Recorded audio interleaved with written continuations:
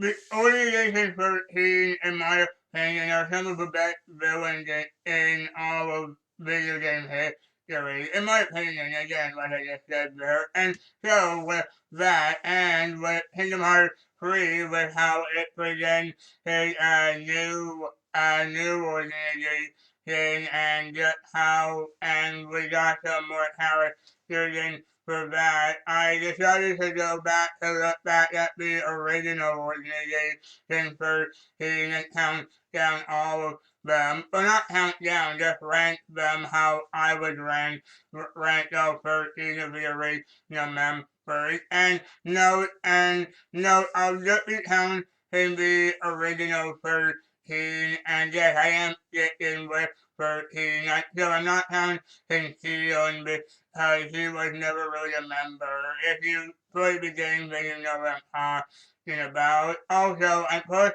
in the characters here in order of how they are as characters, not as boss-wise or anything like that, just how they are like character-wise and personality-wise. And so let's get started, and I hope you all like this.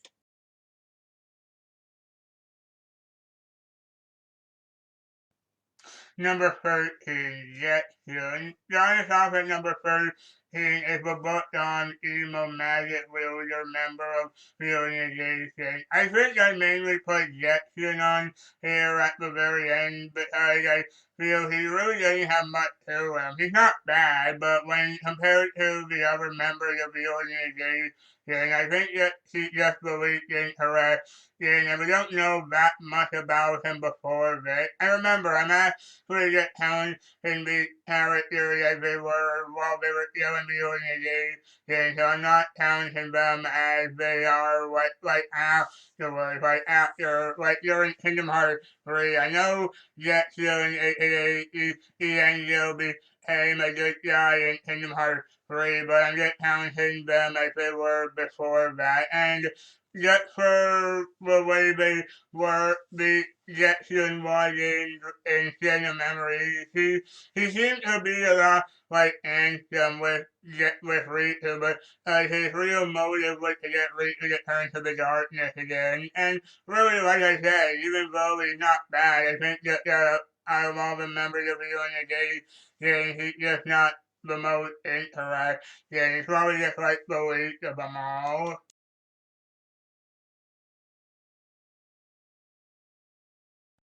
Number 12, Loot Sword. Next to Jackson, Loot Sword is a bit lower on the list because I think he, again, just another one of the organization members who's just not that interesting. He is kind of fun with his personality. He always wanted to be like a gambler and stuff like that, and always wanted to play games. But there's not much to him outside of that. On top of that, again, like I said, you just didn't have much to him, and I just put him just above 13 and put him at number 12 because he's a little cooler than Jackson, and he does come off as a bit more intimidating, but there isn't that much to him outside of the whole gambling thing. I know to most people that would actually be a good thing because that one act that him is really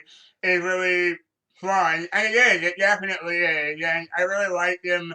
Just as a character, I do like him, and he does become a bit more of a better character in Kingdom Hearts 3, with becoming more just kind of attached to what he's trying to do and all that. But yeah, he's just not that interesting outside of the games. But that's still really good, and I do really like him as a character. And I like how maybe towards the end of Kingdom Hearts 3, he sort of gave something to Sora that could help him. No one really knows what it was he gave him with that card, but hey, hopefully we will in the future.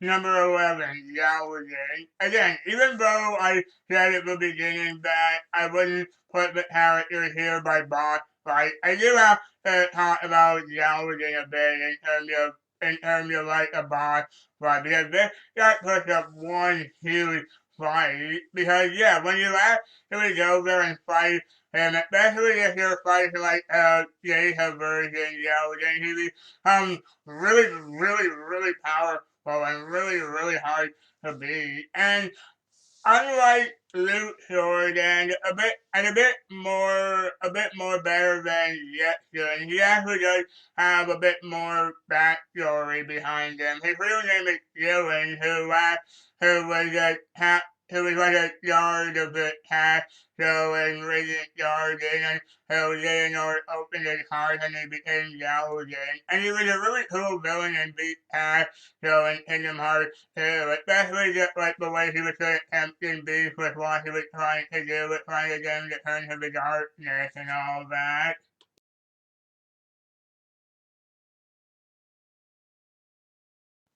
Number 10, LEXAEUS. Now we're getting to the really awesome members of the organization. LEXAEUS is the strongest in terms of like actual real brute strength in terms of the organization.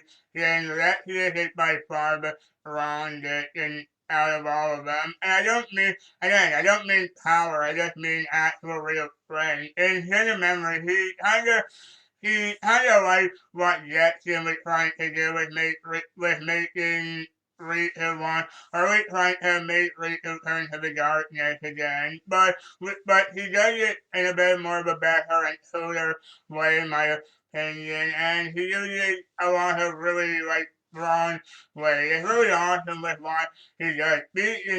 And I really like the way he just kind of has like trying to get ready to turn the darkness, and then also like doing his humongous fight with him before yeah. Speaking of it, yeah, it was actually really cool and kind of bruised. Rito uses the power of darkness and cut him right down in the middle and kind of slices him in half. That was really cool and really bruised over at Kingdom Hearts game. It was even really cool in seeing a memory in Birth by Sleep, I mean, when we found out a bit more about him as well, because he's like Dylan in a way, but in the sense that his real name is Alias, and he was a guard at Radiant Guard as well.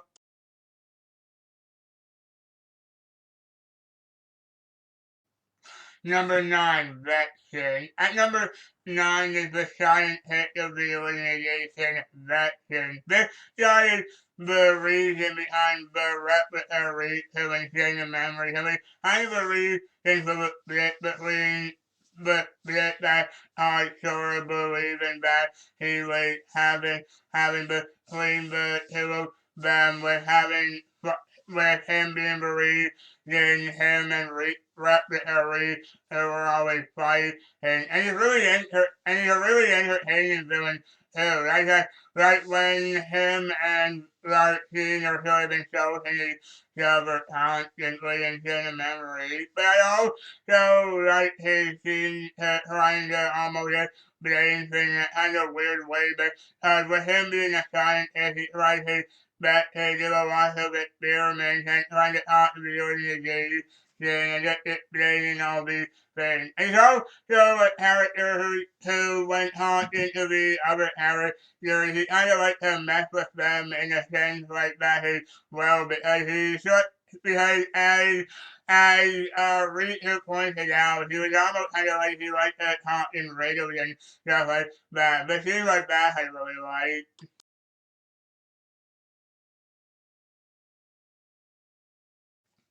Number 8, MARLUXIA. Next up is the main villain, I suppose, of Kingdom Hearts Chain Memories. MARLUXIA was actually recently added more to kind of just kind of semi-recently added to Untitled T, and it was shown that he was around during the Keyblade War, and when Ben was supposed, around the time when Ben was supposed to be around there, but even before we knew that, like even in Chain of Memory, he was the one who was manipulating Nominee and was ordering her to mess around with Shuri's memory, and that final battle with him was just a great way to end up, like, for him to end up and just with Sora beating him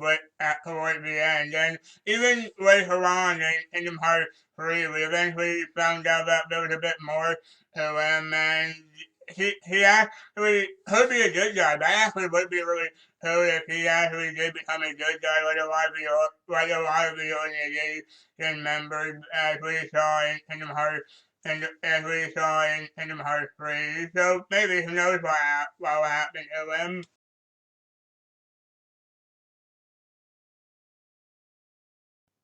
Number 7, DEMYX. One of the few organization members that have a personality. This guitar playing water wheelers. One of the most entertaining, as I said by a lot of people, to be one of the more entertaining organization members, as said by a lot of people. And Kingdom Hearts 2, he kind of comes off as a kind of wimpy guy who doesn't really like to fight or anything like that, but it's kind of ironic considering he's one of the harder to fight villains in Kingdom Hearts 2. But it's also kind of funny with some of the wimpy scenes, and I like the way we sort of saw him talking to when he was talking to Sora and trying to talk to ROXAS, like the scene in the underworld. That was pretty funny, and I like just how we had a bit of personality with him, and he was also just really funny, and the character himself is just really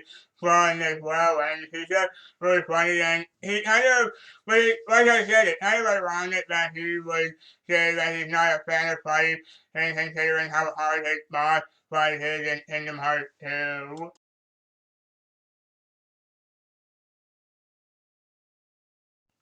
Number 6, Larkin. One of all the organization members, Larkin is probably the most hateable and despicable. Where should even begin? He constantly taunting Sora about nominating, threatening to break the good luck charm thought he gave him, throws constant insults at everyone, does nothing but want to make everyone miserable, and even tries to help with blackmailing nominated with Sora's memories. And he just done so many horrible things. Even like, not even just in a memory where he was just a really terrible person there, but even later on in Kingdom Hearts 3 when he returned, he was still the same way, with constantly taunting Sora and making fun of him and just constantly just making him feel bad and all that. He's always just so horrible and mean to everyone 100% of the time. And then seeing her just appear during her second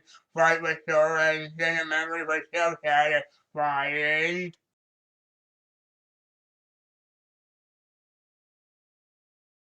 Number 5, Xion. At number 5 is sort of a right-hand man to DEMYX. In Kingdom Hearts 2, he was like the guy who just wants to use Sora to get more hearts so they could complete their own Kingdom Hearts. And in Kingdom Hearts 3, 5 days over 2 days, he was just kind of trying to manipulate Roxas by making his life doubtful. That's not really what he was doing, but that's why it almost kind of came across that to me. But in Kingdom Hearts 3 for the days, the guy that kind of giving Roxas orders and giving him missions to go on and retrieve hearts. But you could tell there was some things he was trying to achieve behind everything else as well. At least that's what it came across to me. It sort of felt like he was trying to get ahead of everyone and make everyone doubt.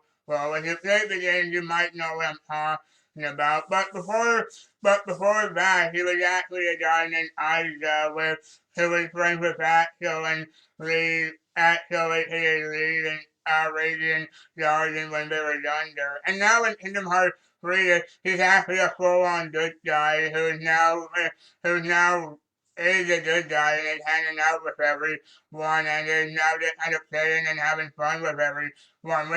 Which is a really nice way to take a character after what happened been in the heart by Hui, but sort of finding out what we have. Although I gotta wonder, kind of curious to know what exactly AXEL or Lee was talking about in Kingdom Hearts 3 because he said apparently because him and Xion were just kind of talking about how they were looking for some girl or maybe just maybe an old friend of theirs. So I'm really curious to know what Valley about it. Especially after Liza said something about how he was just how he originally was trying to sacrifice everything in order to find her. So it's kind of curious to know who exactly they're talking about. A lot of people, including myself, think that it might actually be Alba from Kingdom Hearts 3 from Kingdom Hearts 2. So that would be really interesting. I'm really curious to know about that. But even besides that, the character of Shia is just really fun and fun himself. And it's really fulfilling when you when you really see his character come full circle.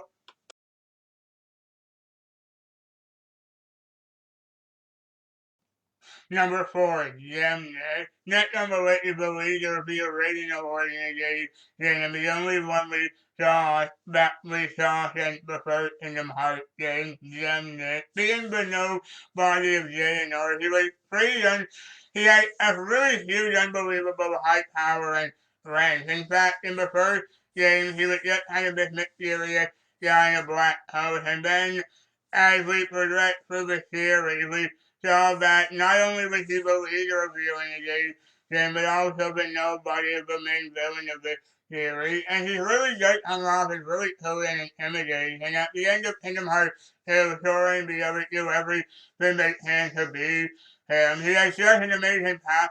He has such amazing power, and so like being able to like being able to throw giant lasers, make lasers appear around the hands like weapons, and we don't even and he was able to shoot them from his hand, and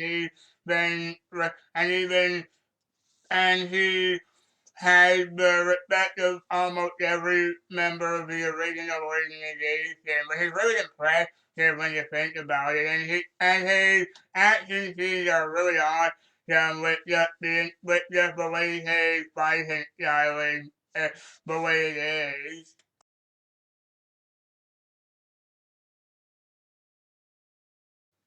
Number 3, XIGBAR. Another member of the original organization who had a humongous backstory behind him is XIGBAR. XIGBAR is a member who's always trying to get be a smart aleck with everything he said. But he was originally a Tracer Guardian, Radiant Guardian, and Birthright Sleep, and it was like Xehanort found. It was almost like it was showing that Xehanort found him and hired him to make it look like it was like he had him active, and in exchange he would probably want he would get a Keyblade of his own because that was what he was saying. And then later on in Kingdom Hearts 3, we found out, even just from a few seconds of him, we got a whole lot more got a whole lot more information about him because it revealed that he's actually Lucio from Kingdom Hearts 2 that we never saw before. We did see him, but we never saw his face or anything like that. And then finally, it was revealed to us that he's actually Lucio. And not only is he Lucio, but he's also the original wielder of Xehanort Keyblade, which is really interesting. So I'm really curious to know what's gonna happen now that he's probably gonna be the main villain of the series now. And so I probably have a I have a feeling that he's probably gonna convince the fourth ever that Sora and the others are evil. So I'm really curious to know what's gonna happen from here on out with him. And yeah, even besides that, the character himself is really fun and really funny and really entertaining.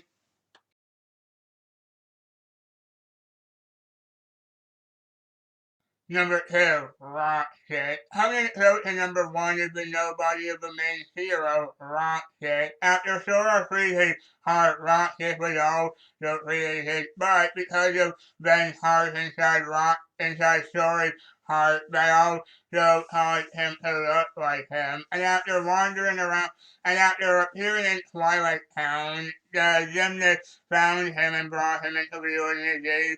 And because he was already nobody, was allowed him to use the keyblade himself. And after befriending AXEL and Xion, he began to settle down in the organization. But after a while, it felt like things were not going right, because it sort of felt like to him that there were tons of heartbreaking events happening all around him, with him doubting his friends and worrying about them, and just tons of other mysteries that were clouding his mind throughout the entirety of Free Friday over 2 days, with so many things happening and just kind of weighing down on him and things like that. And after Xion was finally defeated and returned to Sora, he eventually and even before that, he eventually betrayed the organization to find answers, and then after Xion disappeared, he eventually tried to find Sora and just discover what was happening and hopefully fix everything the way it was.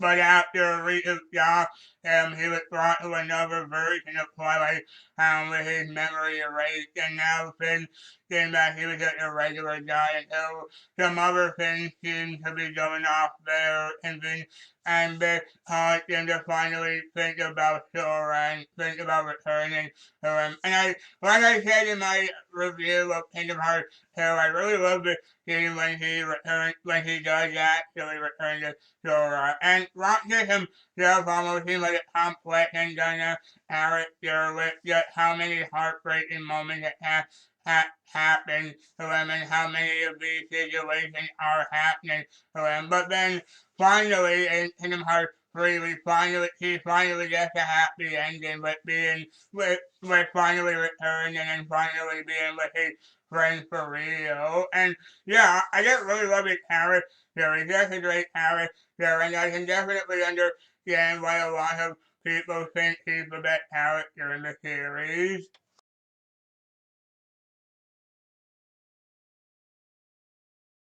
Number 1, AXEL, aka Lee. And finally at number 1 is the best friend of Roxas and one of the ones who saved Sora and Dreamdrop Distance and has so many things behind him, and also just one of my favorite characters in the series, AXEL. Before he was a nobody, he was a guy named Lee living with Isa in Radiant Garden. But when he was in the organization, he was sort of by himself for a while until Roxas came and they became best friends. And after he left and forgot everything, Axel did everything he could to get him back. But after finding out that was probably not going to happen again, and after trying to kidnapping Kyrie in an attempt to get Sora to release Roxas, he ended up helping Sora with causing his nobody body to disappear. But then finally when he returned to normal, he ended up saving Sora again from Jaya Norhan. And towards the end of Dreamdrop Distance, he finally managed to get Keyblade of his own, and then afterwards he was sent off into training with Kyrie to begin their so they could help out with the fight of Kingdom Hearts 3. And being a wise cracking character, he's actually the most entertaining character in all of the organization, in my opinion. I love his character, and he's one of my favorite parts in the whole series. Not only is he one of my favorite characters, but he's also just one of my favorite parts of the series as well. I really love his role in Kingdom Hearts 3, but yeah, still being kind of funny and all that, but also trying to be more serious, and he was really more the hero of what was of him just saving everyone, and even towards when he was like fighting with Kyrie and even other things like that, like trying to save her and all that. And one of my favorite parts, and yeah, I really love his character and just having his really fun motive. But even when he was still in the organization, he was still having doubts about them over time, with eventually finding out the organization plan and just beginning to plot against them, and sort of a bit like what ROXAS did in that he betrayed them as well. He's just a really entertaining character. I love that. So I think Lee, and then towards the end of Kingdom Hearts 3, when like ROXAS, when he finally gets to have the I really happy ending with being with his friends, it's really satisfying for him as well, and it really just made me happy for his character as well. And already, like Axel is my favorite member of the organization. And so everyone, that's my ranking of the original organization for team members. Thank you all so much for watching. Please like this video, please comment down below to tell me what you think, or if you like Kingdom Hearts as well, please comment how you would rank the 13 members there. And please subscribe for more content like this coming soon, and I'll see you on there, and take care.